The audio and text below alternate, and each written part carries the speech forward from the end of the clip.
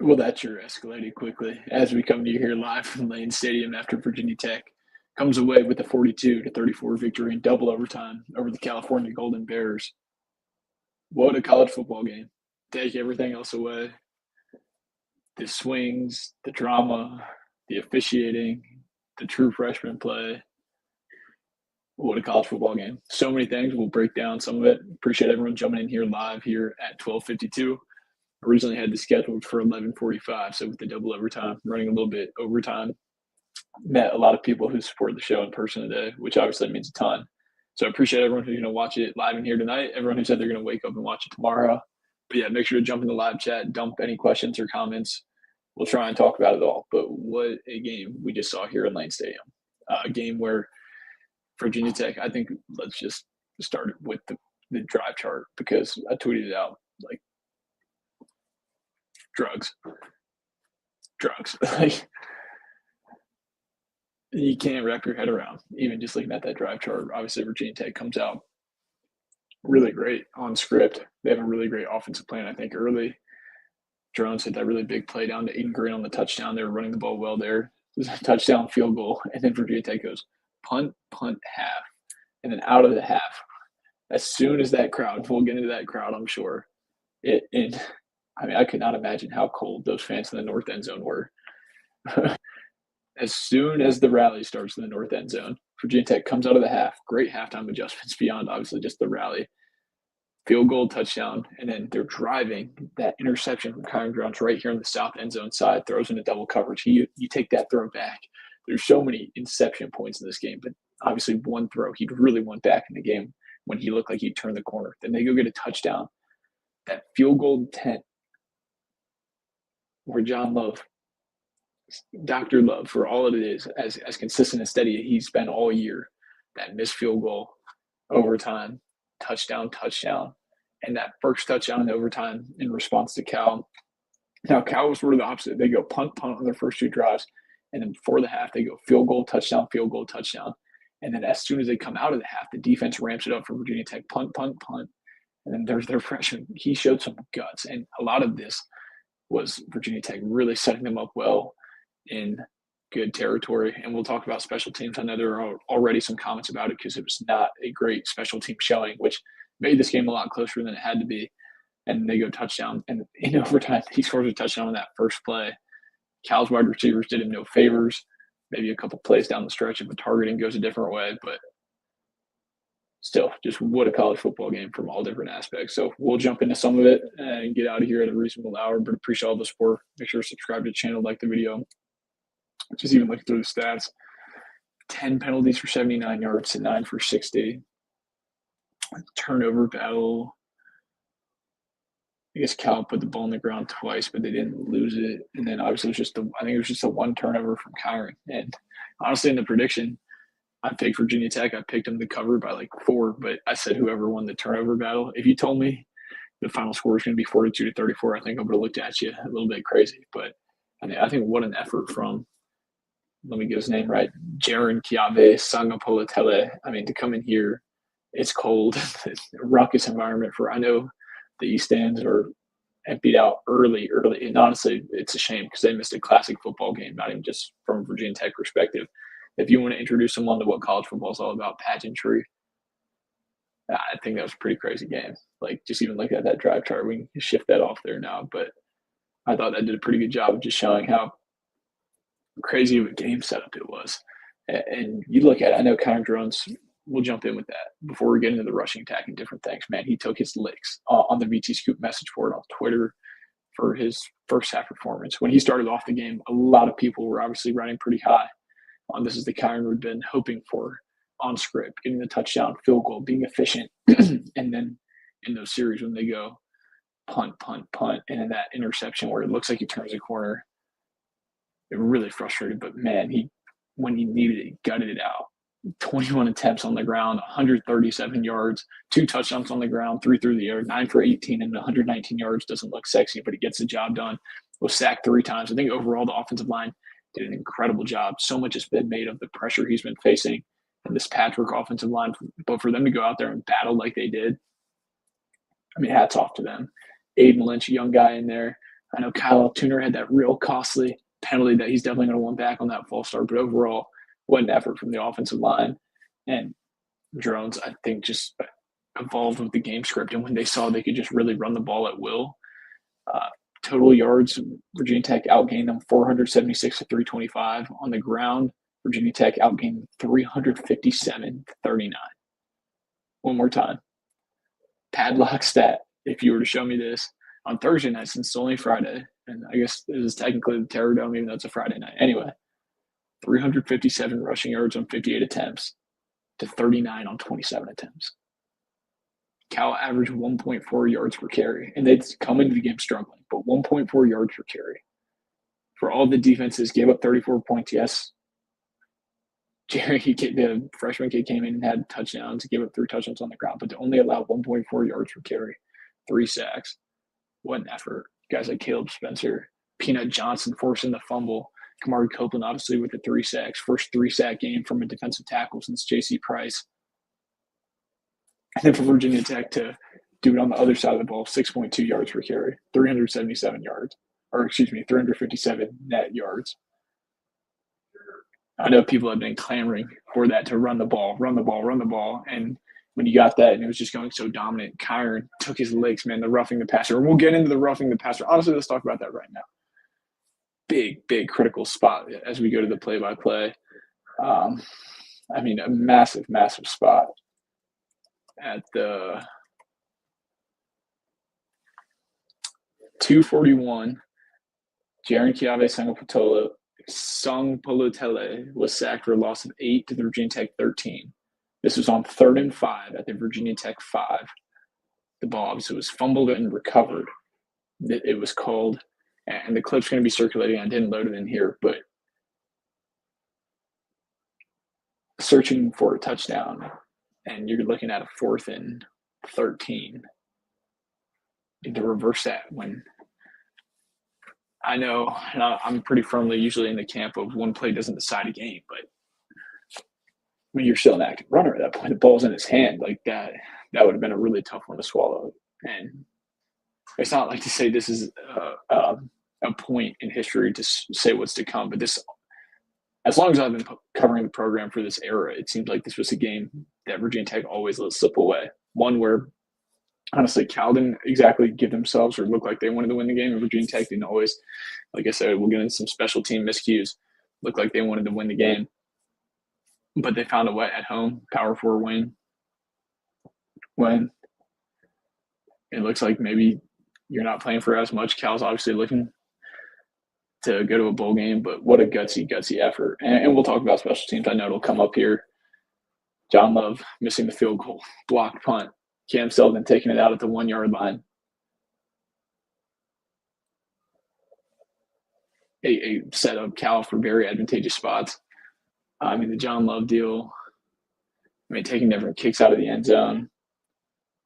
It was not the cleanest performance. Oh, my gosh, Isaiah Spencer with Will Johnson, maybe like getting another tough call. How's that blocking the back there? Is that really a block in the back, but still getting penalized there? Really costly because Isaiah Spencer completely flips the field there. Now you're way backed up in your own end zone. So not the cleanest performance on that third phase, but, man, the offense, especially on the ground, and defense, I guess just stopping the rushing attack. They got a little exposed through the air. I think Thomas Williams still, almost weren't expecting him to be back on the defensive side of the ball with everything going on, obviously, 2 weeks ago at Georgia Tech and that secondary being banged up. But they fought, and Cal's wide receivers kind of gave them a lot of opportunities. So, Cal had a couple touchdowns slip right through their hands right at the end. So with that, those are just some of those initial thoughts for 10 minutes. Victor, whoever's in here, well, wow, appreciate all the support of everyone in here. I see that some comments are already preloaded. If you're in here now, dump some. We'll get to those, and then we'll get out of here because we got a long weekend ahead. So happy. We have Dwayne Hurt, 63.57. Happy for this win, but boy, is this team hard to watch with so many stupid penalties. Yeah, like I said, a couple stick out. Tuner on the false start, that was a really costly one when you couldn't afford to sort of get knocked out of range there. You have the one on the punt return. It's a tough one. There's a couple others. Honestly, overall, the roughing on Ben Bell, was that a penalty? I mean, obviously, it's going to go down as a penalty. You had Lath Gannon with that false start. Manuel Hickman had that unnecessary roughness. So it's like, yeah, you do have to avoid those because those are costly. But I mean, at the same time, you could have had a couple of targetings go the other way because you know how you don't want to leave that up to the refs. I know Marcellus Hawkins had that unsportsmanlike conduct as well, which backs you up in different situations. So yeah, I guess they were penalized, but I mean, you got to live with it.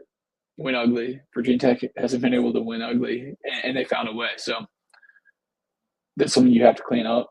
I don't know how you do that 8 weeks in with the interim head coach, but it's something you got to put up on the meeting board in 2 days. But I can tell you after talking to those guys right now, no one's actually thinking about that. So carry over to next year 100% right now. I think you just got to live with that. I'll need this, players, fans, coaches. Yeah, I mean, after talking to them, it sounds like they are. It definitely sounds like Monty's going to celebrate this one tonight. And you could tell even in the presser there were some things not choked up. And I don't think he would go and show that in the locker room and talking to Kyron and some of the different guys. It sounds like he was more excited, and rightfully so. But in the press conference, you could see he got a little choked up. Like, this definitely meant something to him getting this win. So, I mean, what a job. Like, it's almost inconceivable when you think about the roster, the health, the coaching situation, to go out there and compete. I mean, like I said, it's a home game at Friday night. It's not inconceivable. You're off a bye week. Like, Vegas has that number the way it is, but for all the dynamics that maybe don't get seen, it is impressive. Like, you think about all the seniors out there. Could this be their last one in Virginia Tech uniform? For him to stay bought in when it's so easy for him to start thinking about what's next, I think it's a really impressive job for who's ever employing him next. Monty's serious about getting a head coach job next year. He should make a special teams change to show he knows what the deficiencies are. Yeah, I mean, at this point, once you fire your head coach, yeah, there's obviously going to be changes on there, and there's been a proven history of issues at that position. But at this point, what are you going to do? Promote? I mean, you've already lost your head coach 3 games in. You're going to have an interim go around and start trying to set the show up, run the show like it's a zone operation planning for the net. Like, at this point, that's a little asinine. Like, I see where it's coming from. If a change needs to be made, make a change. But where are you going to go pull from? You're going to go make a new salary. Like, no, it's not really feasible at this point. Like, I can see where that's coming from, especially in a game where it was so costly and realistically probably should have cost you the game. And you don't have to look back far to Vanderbilt and a litany of other examples this year on that third phase that used to be obviously such an advantage for a place like here. But at this point in the season and the dynamics of everything surrounding the program, we're talking about Cal tonight. All week we've been talking about the coaching search. Everyone I see walking down the tailgate, they don't care about Cal. They don't care about this true freshman All-American. Potentially, they're just talking about the coaching search. So in that vein, it's a little asinine. But I do see where you're coming from.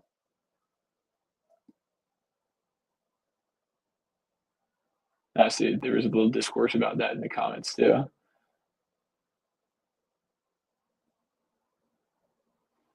Yeah, I think this kind of wraps up. The coaches are getting fired right now. We're hiring, settle down, and enjoy the win. Um, I think that to, I mean, a certain effect. Like, at this point, you've already fired the head guy. It was definitely, almost weird walking up Beamer Way, seeing very different vibe. Like, what these close games, I know people always like to say you lose big, lose close, win big. It just feels like they never were able to get over that hump. NC State was even like a little different. You're on the road, and that game played out even a little differently. But here, it's crazy even seeing John Love miss that kick, and then they had the opportunity, and you're like, does it continue? It just felt like they were going to sink that kick, and once it didn't go, and then even into overtime, they score in the first play, and this team just didn't die. Would they have died under? I don't know. I think Montgomery, like, so much is made of it's on us. It's on us, and they all say that, and like that's their mantra, and that's what Monty stuck to, and I think it's really good because in this age of so many people having so many voices, having this, having Twitter, having whatever, everyone having their own 2 cents to say, it gets really loud for a lot of people, and then it's really easy to shell off and block off and say, get hardened in your heart and say, I don't know where I'm going. It's really easy to turn that off. And I don't know. It's just really easy to shell up in a time when everyone has a voice and an opinion. But I think they hear what's going on. And it was just a really incredible job from Monty because people do see the body language. That's where I was going with it. It's like, well, it's really easy to shell up and say, well, no one else can see what's going on the inside. No one else can really see. But 66,000 people come and see and support on a Saturday. And they can see body language, they can see feel. And for different spurts, you see it. But man, like there's guys going out there and playing hard. So for as much as the mantra is that to keep 105, whatever it is now, 85 guys invested and engaged, when you could easily just drive it as it's on us, and you're hearing all the noise of this and that and that. And people obviously, they're not numb to it. They see it. It comes across their bow. To keep them engaged, I mean, and people see. So like you can only hide so much when it's like, well, no one really sees what's going on. Well, everyone sees on Saturday. So I think it's a really great performance put out there. Yeah, I'm just impressed in that regard. Give the old staff one thing, they know how to scout and transfer running backs. Yeah, I mean, I think Elijah Brooks has done a really, really good job of that. You talk about Bashaw Tootin, Marcellus Hawkins, guy coming from D2, Terrion Stewart. I know he's been banged up, but he's been good in spurts. I know a lot was made earlier in the season about Jamari Taylor going to UVA and how maybe that was opportunity cost miss. But I mean, Marcellus Hawkins, this is a guy that on the site when he committed, really dynamic player. And he showed it. And I know Cal is not the best run defense, but he had a really great game against Georgia Tech too. And that run defense, I think, is going to be pretty legit come November and December. So really impressive out of him and the mindset he's had. So that's been impressive to see. Give it up for Monty. Stuck with the run result and a win. Yeah, I mean, let's pull up the – let me see if I can pull up the splits.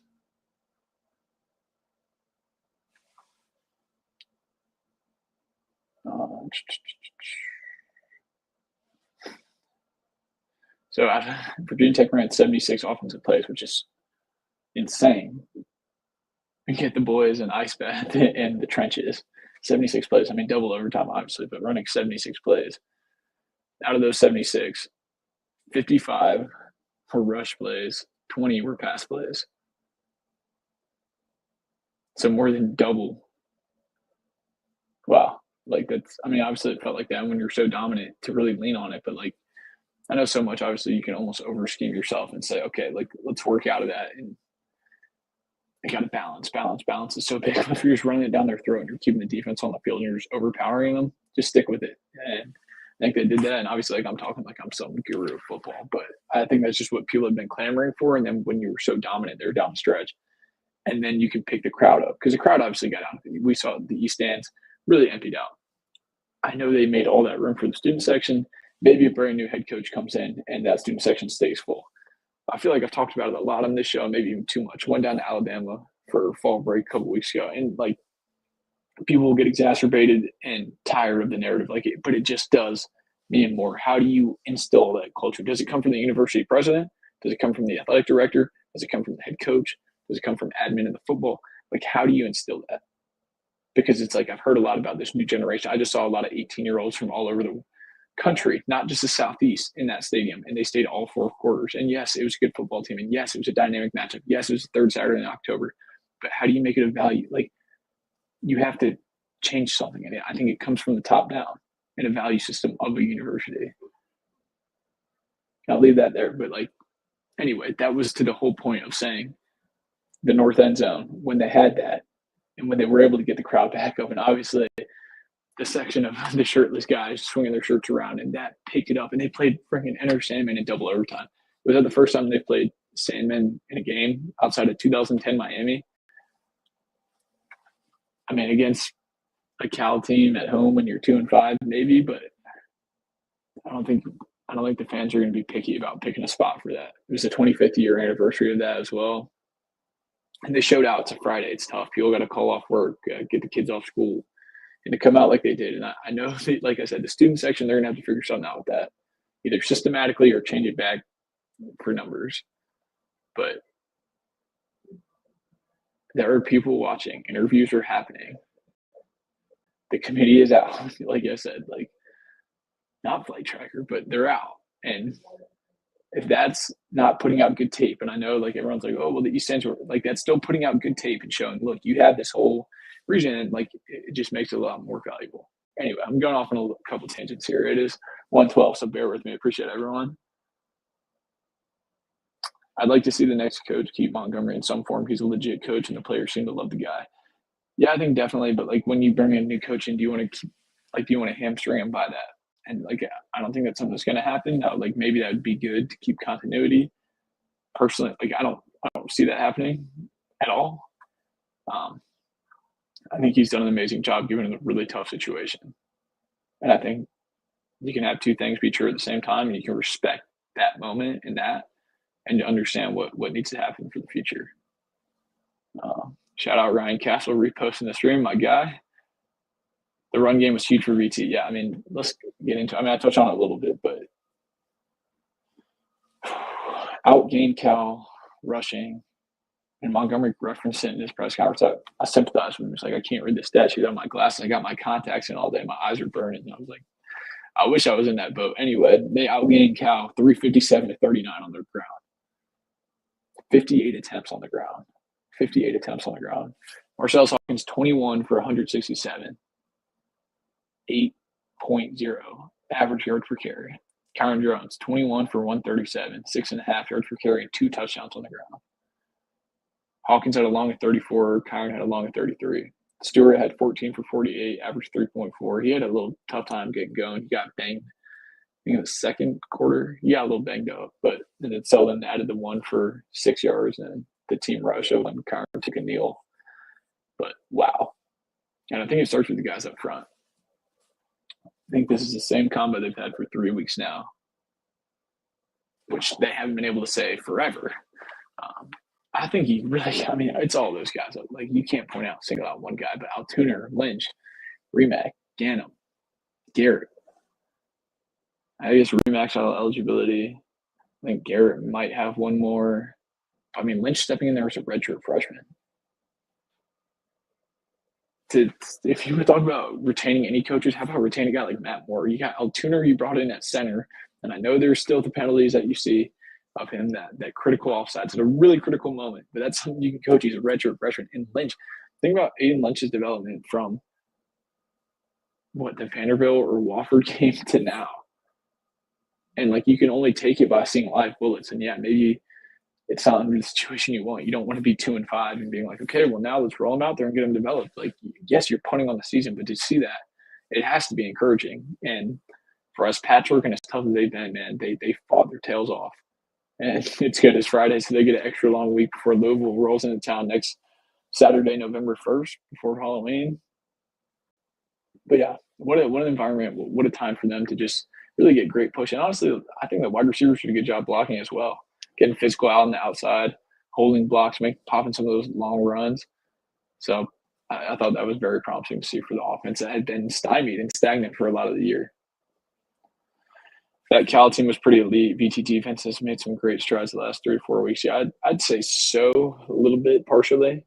That passing game, I think, is legit. Like that, you're a 5-star quarterback for a reason. They're pretty good at this eval. I know you can point out different cases of the 5-stars, but actually Andrew Ivins, 24/7 director of scouting, was here in the crowd tonight, funnily enough.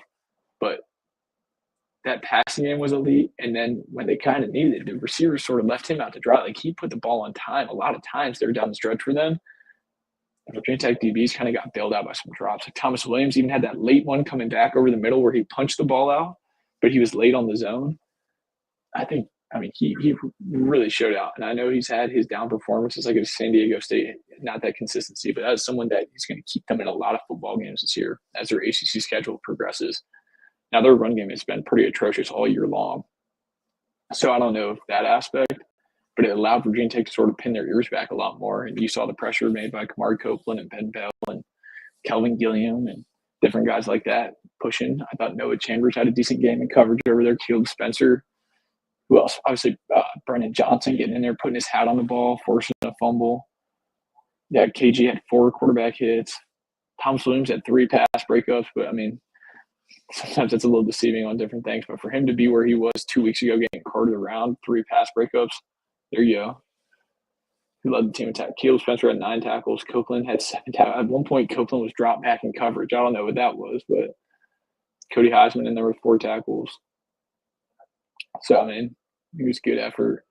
Sheldon Robinson checked in with the tackle. Joe Reddish had that big shoestring tackle textbook, man. He's really stepped up to the plate. Had some good run here late. Someone obviously a lot of people made for his last name coming from Wingate. Could he play at this level? I think he's proved it over the last 2 weeks at Georgia Tech and here. Really some valuable time there at nickel. A lot of heart tonight from the boys. Yeah, I mean, I feel like the Virginia Tech team, they showed a lot of heart. I mean, there were a lot of times where you could have bowed out. Like 2 minutes, that call doesn't go your way. And then the Turrigan call and then the whole 2 minute sequence all through overtime. Honestly, at the half, you could have mailed it in. You're up 10-0, you give up 20 in a row, you could mail it in easily. Like, what are you playing for? So I thought it was an impressive show of the essence of college football. Like, take everything away from it. At least for me. I can't believe I got a front row seat to this. Like, it's immaculate theater. And it makes you, like, proud to be a college football fan, just seeing something like that. Because I think that is what it's all about. Imagine if we had a functional head coach. Well, I think in the interim, you got about as good as you could get. And I think those guys played really hard for Phillip. Like a guy like Benji Gosnell. Like, what a leader, just leadership and poise that he's shown on the sideline. A guy who's not having the individual success he's obviously probably would desire or want, but still just leading and giving of himself to the team behind the message. I think it's really impressive. Where else is this stream besides X? What's the YouTube handle? YouTube handle is just at Kolby Crawford. You just type in there Kolby Crawford. It should come up there. If you want to subscribe to that channel, like over there, trying to build that out. But yeah, just those places for now. I'm going to be expanding to podcast channels and keep you updated on that. But we're live every Monday and Wednesday at 8:30 and then after games. So yeah, that's where it is. Make sure to like and subscribe. Share with a friend. Why not? This is fun analysis, right? The announcers on ESPN was making all the comments that we all say here. Well, you guys are pretty educated then. But yeah, I mean, it's been a lot of the same stuff, like running the ball consistently. I didn't have the broadcast. The only time I pulled the broadcast up was to post a roughing the passer clip because I knew that was going to be making the round. So when I put that up, that was pretty egregious. But I knew people said he was talking about the linebacker for them, and I don't know what else you'd be talking about, but I mean, obviously I know a lot of storylines. VTScoop.com keeps you in the know. So if you want to go check out and be an insider over there in the time of head coaching search, make sure to go back over to the website, VTScoop.com. Message boards are lit up like a Christmas tree, and it's only Friday. So you get 2 more free extra days of that. So Lath is the man. Shout out intro to there we go. Lath is in class, but yeah, that's cool. Thought he had a nice game. He had that early penalty, but overall, I mean, the offensive line taking their licks, and rightfully so. And a lot of that goes back to the quarterback, but I thought they played well. We got to get you a road mic. Yeah, I mean, usually when I'm in the studio, it's a lot better, but after these games, when we have to sit in the corner in the draws of Lane Stadium, boots on the ground, the audio is not going to be as crispy. So that's what we're working with right now. But I appreciate you being in here, man. And 1,000 subs. Heck yeah, man. Push to 1,000. Let's get there before the end of the season. Share with a friend. What do you think VT needs to look for going against Louisville? I mean, you got a guy who can throw the ball around the yard in Miller Moss and probably arguably one of the best quarterback developers and schemers in Jeff Brom. Really, really great. I mean, he can just toss the ball around the yard. They got good playmakers on the outside, weapons that can burn you across the field deep. That defense, man, that defensive front is aggressive. Their secondary is active. The run game, I don't know. So maybe like if the game script, like I said, I think Louisville is a different caliber. I think Cal's a good football team. I think Louisville is a different caliber program right now. And I think they bring a different level to that passing game that obviously Cal had tonight. But I think they'll be able to expand even more on that. And I think their defense plays a clip higher. defending the run and also on that secondary and linebacker play. So it's going to be a really tough matchup. And just body typing, they have good physical specimens on both sides of the ball in the trenches, and they're just a really well-coached team. Jeff Brom has done an amazing job with that program. He's done a really, really great job. Obviously, people saw the Miami game, but even just beyond that, really great program. I'm honestly shocked that UVA result went the way it did. I know what UVA had, like 170 yards of offense and 2 defensive touchdowns, but that Louisville team, I think, could still play their way in the mix to looking for Charlotte if things go their way. So that's going to be a big one. If it's anything like tonight, it could be pretty cold. I don't know what the time slot's going to be. Maybe it's already out there. Actually, I think it's 3:30. Let me fact check. I'm pretty sure it's 3:30 actually. So might be a little warmer, but I feel like we just skipped over fall and Blacksburg, went from summer to winter. That's pretty much all the comments for tonight. We're here about half hour in at 1:22 a.m. We've now creeped into Saturday, October 25th. So if you just want to keep rolling into game day and CBS Sports and Fox Big Noon Kickoff, you can just stay up for 8 hours and catch up on all the Kolby corners of the last week. But I appreciate everyone jumping in here. What a college football game. If someone you know doesn't know college football, just cut that replay on, and if they're not sold after that, then I don't know. Because that was just an injection of drugs like that. The last 8-minute stretch, I forget when I sent that tweet out, but I sent that out and I almost want to double down and be like, wow, because it got crazy there at the end. And just being a fan of college football, that was really, really cool to see. And it was just two sides really competing hard, pushing hard. I've got a couple more. We'll touch on these.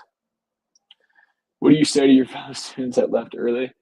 I mean, I understand where they're coming from. Like, I don't, like I said, I'm just like banging at the wall. And it's like everyone always, the people who are talking the loudest or complaining the loudest, it's like, then why don't you go institutionalize the change or make the change? It's always a person like, oh, go move that there, go do that there. But honestly, it's like,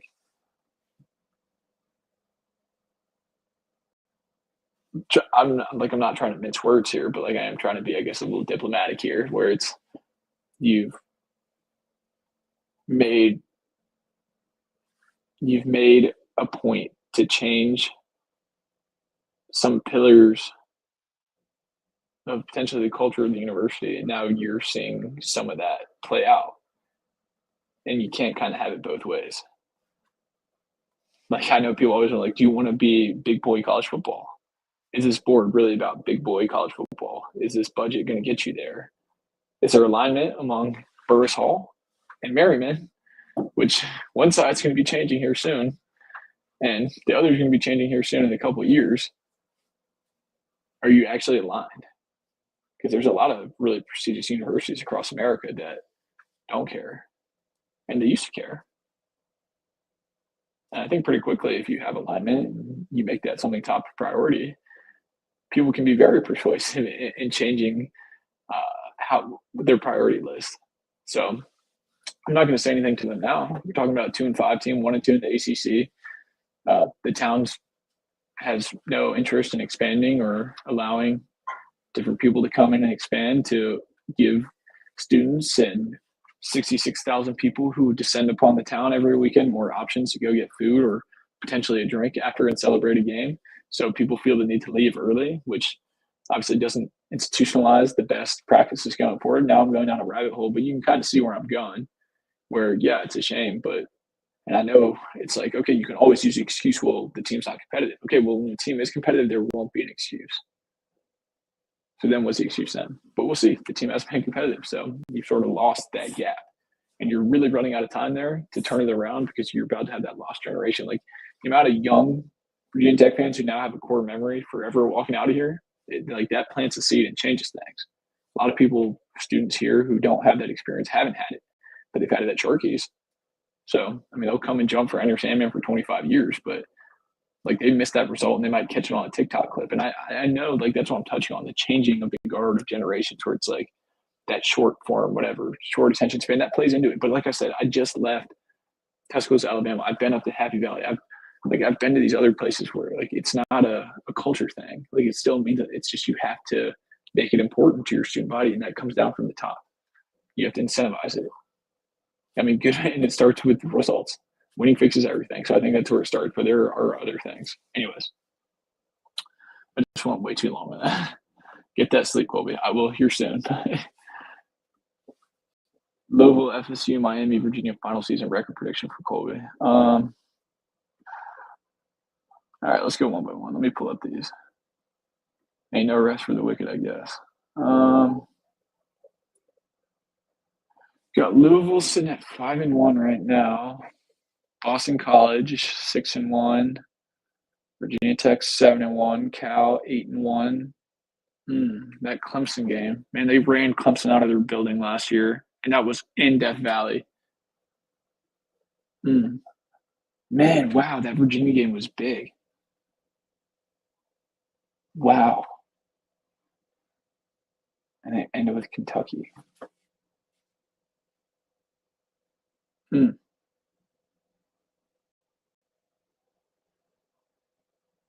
think Louisville goes 10-2. I think Louisville finishes 10-2. What was the other one you said? FSU. Let's see. I mean, this is another program where it's like you could almost see it and then they just snap back for money. You almost see it where it's like Norvell, where you see the guys maybe taking a playoff or not playing hard or not being bought in. And you saw that last year when FSU really went down. It's like, and even UNC now, it's kind of sleepwalking. And you almost saw that from the guys tonight. And people are like, oh, body language, it's all about us. But it's like you see it on Saturday. And you almost saw it every time they snap back. I think that's really impressive. Anyway, all right, pulling up FSU. And then we'll get to a couple more. And then people are like, cool, end it. Like, trying to go to bed. Where is FSU? Looking forward to that trip. Hopefully go get some scoops, boots on the ground on 30A. Got to go see it from the source. Was that November 15th? Just FSU had. They got Wake. What are they sitting at right now? They're currently 3-4. I think they beat Wake 4-4, lose to Clemson. Did they get 3 wins in there? Oh my gosh, I don't even know.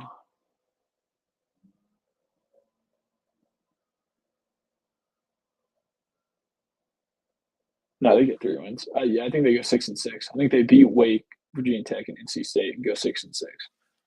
Sorry, it's late. I wasn't doing math. And Miami.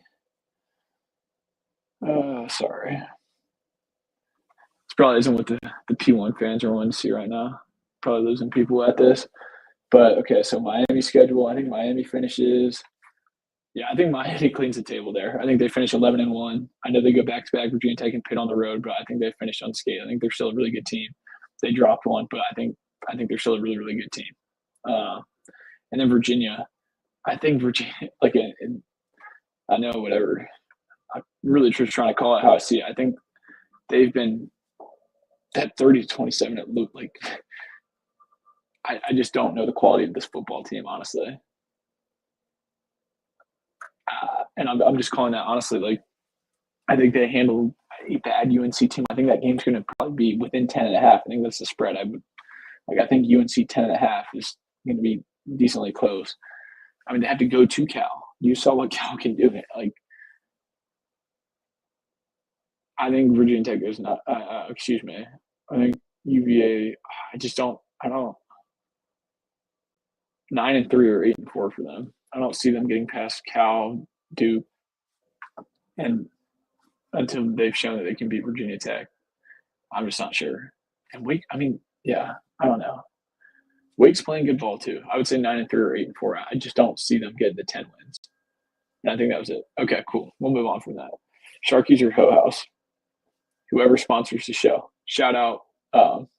Open to reach out. DMs, email, reach out, and then that's it. If the guys are putting it all out there, I'm freezing in the stands, yelling as loud as I can for the whole night. Yeah, I think that's a beautiful mindset for a college football fan. Like, that's what it's all about. Shout out Ashton Crowder. Like, I know, man, it was cold out there. Like, I'm freaking sitting up here. Like, I'm from Northern Virginia, man. I'm sitting up here and like I'm freaking, what was it, a polo or something in the warm? Doesn't feel right. But yeah, I mean, it was football weather. You saw people out there, breath and all. That's what it's all about. So that's awesome, man. I hear you, dude. 90s kid born on the winds of the 2000s will be a Hokie forever because of that, but fearful the kids in school today will never understand. And you like, it's not crazy. Like, you tell people that, it's like, oh man, like, you're just, it's like, shut up, grandpa. But it's like, no. If you don't have that same core memory experience, it's going to drift and fade off. And you see it at different places. Like, look at Nebraska. Look at somewhere where you sustain such success, even reaching the pinnacle where Virginia Tech never even got, and then you sort of have that lost generation. But yeah, I think you're totally right. It's a whole bigger issue. We can jump into it deeper on the show next week. Jump in the comments, jump in anywhere. I'll probably do a mailbag, something to see what you guys want me to talk about. But now we're rambling. We're 40 minutes in. We're just rolling now. But yeah, I think I'll probably wrap it there. I really like it. It means the world to me that you guys have supported this to the point. I'm seeing people in tailgate lots, walking around here on a Saturday, spending a ton of just the funnest thing ever that I get to talk about college football and Virginia Tech while I'm here. So it's been a ton of fun. Appreciate all the support. Appreciate y'all showing me grace when I get a little off the rails. But yeah, everyone gets sleep tonight. Get home safe wherever you're going. I know it's Friday night. People are probably charging up 81-64 wherever across the state. But appreciate all the support. If I kept you up in bed right now, you can shut me off. Have a great rest of your weekend. Enjoy some college football. We'll see you back Monday night at 8:30. And yeah, have a great rest of your weekend. Enjoy college